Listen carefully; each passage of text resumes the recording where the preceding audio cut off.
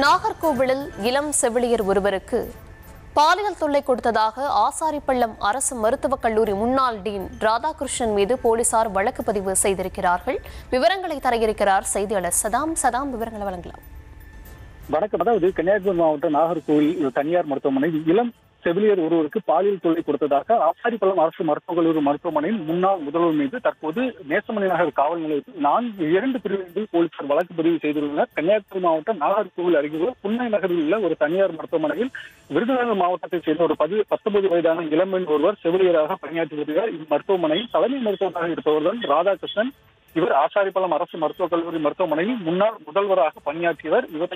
மேலும் அந்த செவிலியரின் தாய்க்கு உடல் நல குறைவு ஏற்பட்டுள்ளதால் வீட்டில் வைத்து அவருக்கு சிகிச்சை அளிக்கப்பட்டு வருகிறது.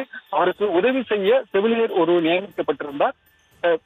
டாக்டரின் தாயை பராமரித்துக் கொண்டிருந்த போது டாக்டர் ராதாகிருஷ்ணன் அந்த செவிலியரின் கையை பிடித்து பாலியல் தொந்தரவு செய்ததாக கூறப்படுகிறது. இதை செவிலியர் உறவினரிடம் தெரிவித்த போது இது குறித்து அவர்கள் நேசமணி காவல் நிலையத்தில் சென்று புகார் மனுவை அளித்தனர். தொடர்ந்து டாக்டர் மீது நடவடிக்கை எடுக்கவும் கூறி தொடர்ந்து அவர்கள் பேட்டியும் அளித்துள்ளனர். இதையடுத்து ராதாகிருஷ்ணன் மீது வழக்கு பதிவு செய்யப்பட்டது. 2 பிரிவுகளில் வழக்கு பதிவு செய்யப்பட்டுள்ளது. ராதாகிருஷ்ணன் ஏற்கனவே பல பெண்களை இதே போல பாலியல் ரீதியாக துன்புறுத்தியதாக அவர் அந்த உறவினர் செயலில் புகாரும் அளித்துள்ளனர்.